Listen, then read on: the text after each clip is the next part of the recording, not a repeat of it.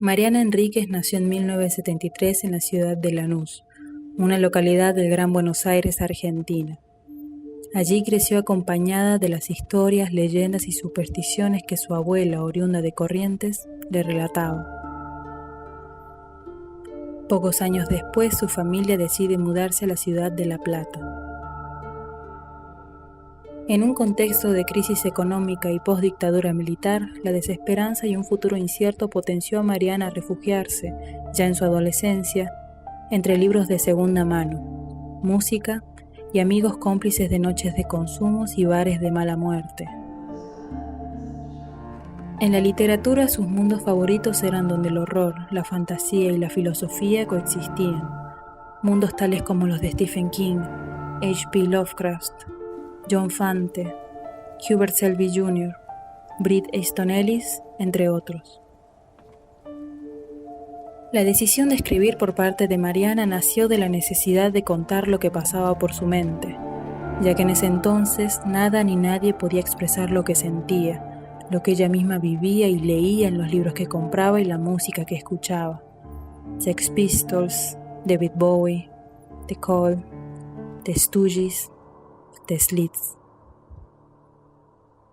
En sus últimos años de secundaria, a la edad de 17 años, con ayuda de una vieja máquina de escribir, decide crear su primera novela, Bajar es lo peor. Un escrito donde devela sin tabúes la vida callejera y los temas que inquietaban a la juventud de su época. La ansiedad adolescente, la sexualidad, el alcohol, las drogas, la música.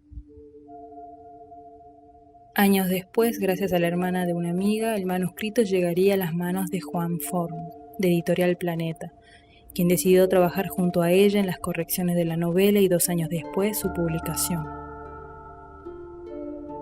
La novela fue un rotundo éxito en ventas, con críticas positivas y otras no tanto. A esa edad, con tan solo 19 años, Mariana se convertiría en la escritora más joven de la Argentina.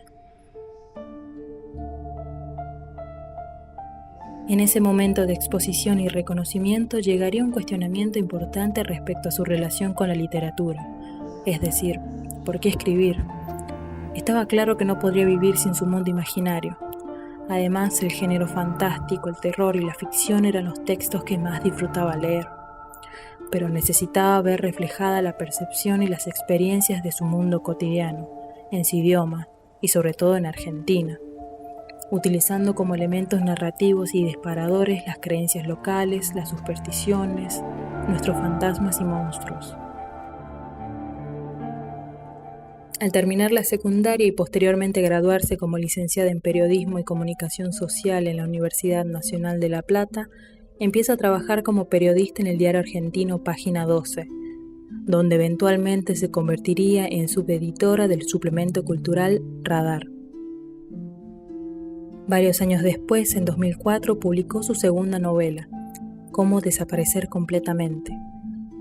Un año después, escribió para una antología su primer cuento, titulado El aljibe, cuento que volvería a aparecer en 2009, junto a varios otros relatos que exploraban el género de terror, en su primer libro de cuentos, Los peligros de fumar en la cama. Otros libros, Mitología celta, Alguien camina sobre tu tumba, Mis viajes a cementerios, La hermana menor, un retrato de Silvina Ocampo. En 2016 publicó el libro de cuentos de terror Las cosas que perdimos en el fuego, libro que se convertiría en un éxito en ventas, logrando ser traducido a varios idiomas como el inglés, el alemán y el italiano.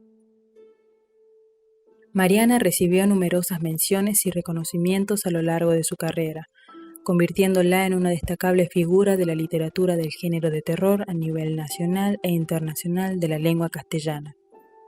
En la actualidad cubre el cargo como directora de letras del Fondo Nacional de las Artes, organismo argentino creado en 1958 con el objetivo de financiar y apoyar el desarrollo de artistas, gestores y organizaciones culturales sin fines de lucro. La creencia que la experiencia solo se puede contar de lo realista es un error común y una falta de imaginación grave.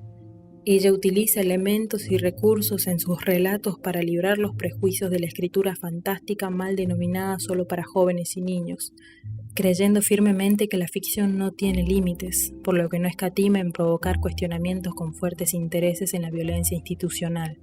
La violencia en un sentido amplio, pero especialmente provocada por la desigualdad de clases.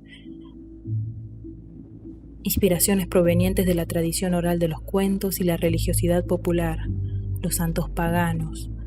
Referencia de los mundos de H.P. Lovecraft, Emily Bronte y Sábato, el vampirismo, el sexo entre hombres, la turbia belleza baudelariana, la belleza injuriada de Rimbaud, los subterráneos, los demonios hombres, la belleza en las ruinas y los cementerios que hablan de lo que queremos ignorar, la muerte y demás manías que recuerdan la vulnerabilidad de la vida misma.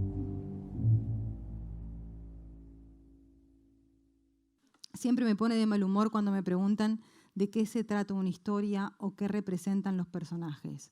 Si lo pudiera decir, no lo escribiría. Con frecuencia escribo sobre personas que no entiendo, maneras de estar en el mundo que me sorprenden.